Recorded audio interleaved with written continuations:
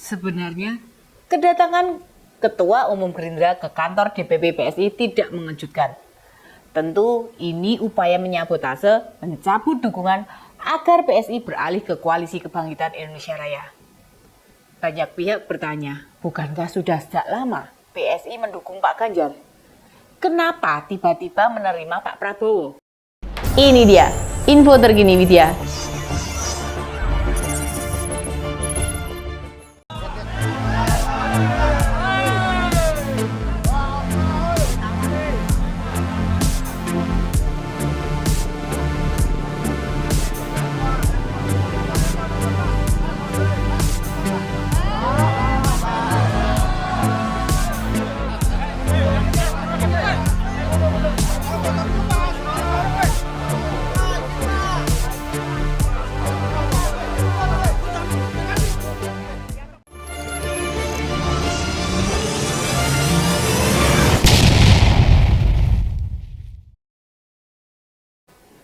Kita tahulah, banyak orang PSI tidak cocok dengan capres KKIR tersebut.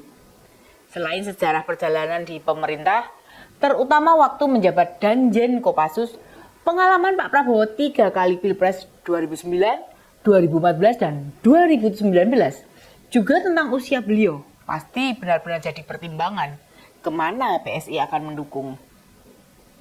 Sehingga sejak awal PSI memilih mendekat bahkan mendeklarasikan dukungannya ke Gubernur Jateng. Lalu faktor apa yang membuat Minham nekat berkunjung ke sana? Kita tahu ada beda perlakuan PDI Perjuangan pada parpol pendukung Pak Ganjar. Jika P3, Hanura, dan Perindo datang dengan baik-baik, menyatakan bergabung dan otomatis mengkampanyekan Pak Ganjar. Sementara PSI ini tidak. Lebih duluan mendeklarasikan Pak Ganjar sebagai capresnya sebelum PDI Perjuangan memutuskan status itu. Beberapa pihak menjadikan sikap ini sebagai sikap yang tidak beretika, tidak beradab, tidak pantas. Namun, yang mesti diingat, bisa jadi dukungan tersebut lebih ke personal diri Pak Ganjar. Sayangnya, setelah dideklarasikan, PSI tidak kemudian membuka ruang dialog dengan PDI Perjuangan. Entah apa maksudnya, kita tidak tahu. Beberapa perbedaan pandangan inilah yang kemudian dimanfaatkan oleh Prabowo masuk ke PSI, tentu dengan upaya mengubah arah dukungan. Kita lihat, kayaknya sebagai capres, Pak Prabowo harus merangkul semua pihak. Sementara PSI belum ada pertemuan dengan PDI Perjuangan. Masuklah Gerindra ke sana. Bahkan sekelas PSI, parpol tanpa kursi di Senayan didatangi Ketua Umum Gerindra. Ya harapannya bisa merapat mendukung capres Prabowo. Meski begitu, yakinkah kita jika PSI bakal berubah haluan? Ingat, di sana banyak pemikir dan juga senior-senior yang tidak bisa dianggap sebelah mata, yang akan mewarnai keputusan-keputusan penting PSI.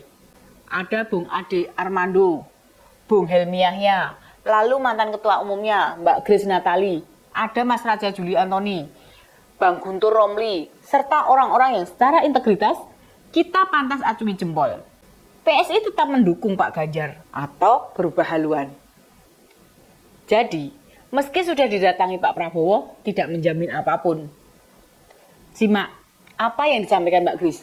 Kalau PSI tetap ikut arahan Pak Jokowi. Jadi, bagi para pendukung Pak Prabowo, jangan gembira dulu. Kalau Pak Minham datang disambut dengan baik dan sumringah, itu standar saja. Namanya tamu, kalau datang ya diterima dengan baik-baik. Masa ditolak? Pertemuan kemarin tidak memiliki pengaruh apapun. Tinggal kita lihat apa yang akan ditindaklanjuti dari pertemuan ini. Bung Giring Ganesa, selaku Ketua Umum PSI, harus berhati-hati. Ingat, dia tidak murni berasal dari politisi dan bergerak di politik itu penuh dengan jebakan. Bila tidak pandai memainkan peran, mengambil momentum, bisa-bisa PSI tidak mendapat apa-apa. Tentu target punya wakil di Senayan bukan target muluk. Kader-kader PSI di bawah bekerja dengan sangat baik. Hanya PSI tidak mampu mengingat masyarakat.